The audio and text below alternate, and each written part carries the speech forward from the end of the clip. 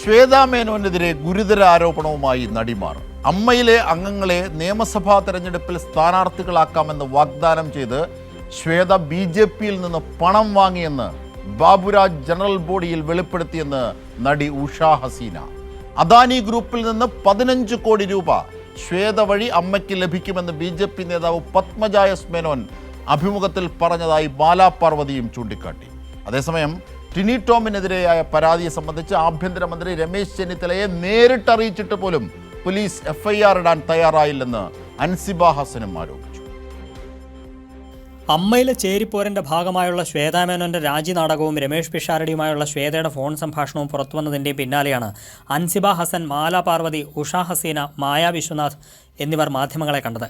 സംഘടനയ്ക്കുള്ളിൽ വർഗീയവൽക്കരണ ശ്രമങ്ങൾ ശക്തിപ്പെടുകയാണെന്ന് ചൂണ്ടിക്കാട്ടിയ നടിമാർ തങ്ങൾക്ക് നേരിടേണ്ടി വന്ന ദുരനുഭവങ്ങളും അനീതിയും വെളിപ്പെടുത്തി. ഇതിനിടെയാണ് അമ്മ പ്രസിഡന്റായിരുന്ന ശ്വേതാ മേനോനെതിരെ ഗുരുതര വെളിപ്പെടുത്തൽ നടത്തിയത്.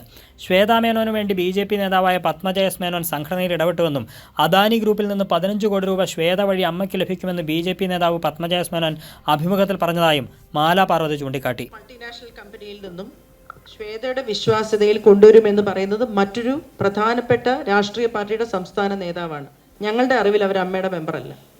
അവർക്ക് അമ്മയുമായിട്ട് എന്താണ് ബന്ധം എന്നും ഞങ്ങൾക്കറിയില്ല. ഞങ്ങൾക്ക് മൾട്ടിനാഷണൽ കമ്പനിയുടെ 15 കോടി രൂപ ആവശ്യമില്ല എന്നതാണ് ഞങ്ങളുടെ പ്രധാനപ്പെട്ട ഒരു കാര്യം. ഇവിടെ ഇതിൻ്റെ അജണ്ടകൾ നടപ്പിലാക്കാൻ ശ്രമിക്കുമ്പോൾ അത് ഞങ്ങൾ എതിർക്കും. അമ്മയിലെ അംഗങ്ങളെ നിയമസഭാ തെരഞ്ഞെടുപ്പിൽ സ്ഥാനാർത്ഥികളാക്കാമെന്ന് വാഗ്ദാനം ചെയ്ത ശ്വേത BJPയിൽ നിന്ന് പണം വാങ്ങിയെന്ന് ബാബുരാജ് ജനറൽ ബോഡിയിൽ വെളിപ്പെടുത്തിയതാണ് വലിയ തർക്കത്തിനിടയാക്കിയതെന്നും വിശദീകരണം നൽകാതെ ശ്വേത കമ്മിറ്റിയിൽ നിന്ന് ഇറങ്ങിയോടുകയായിരുന്നുവെന്നും നടി ഉഷാ ഹസീന പറഞ്ഞു. അതേസമയം ടിനി ടോമിനെതിരായ പരാതി സംബന്ധിച്ച് ആഭ്യന്തരമന്ത്രിയെ നേരിട്ട് അറിയിച്ചിട്ട് പോലും പോലീസ് FIR ഇടാൻ തയ്യാറായില്ലെന്ന് അൻസിബ ഹസനും ആരോപിച്ചു. ഒരു സ്റ്റേറ്റിന്റെ ആഭ്യന്തരമന്ത്രി വിളിച്ചു പറഞ്ഞിട്ട് പോലും FIR ഇടാൻ പറ്റാത്ത പോലീസ് സ്റ്റേഷനാണോ കേരളത്തിലുള്ളത്? എനിക്ക് ആഭ്യന്തരമന്ത്രിയോടുള്ള റിക്വസ്റ്റ് ആണ്. ഓപ്പറേഷൻ തൂഫാനോടൊപ്പം തന്നെ ചെയ്യേണ്ട ഒരു പ്രധാന കാര്യമാണ്. സാധാരണക്കാര് പോലീസ് സ്റ്റേഷനിൽ പരാതിയുമായിട്ട് വരുന്ന സമയത്ത് ആ പരാതി എടുക്കുന്നുണ്ടോ? അല്ലെങ്കിൽ പരാതിക്കാർക്ക് സ്വാധീനവും പണവും ഒന്നും ഇല്ലാന്നുണ്ടെങ്കിൽ അവരുടെ പരാതി എടുക്കില്ലേ?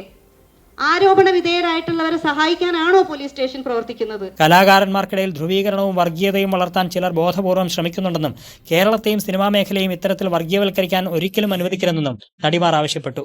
കൈരളി ന്യൂസ്, കൊച്ചി.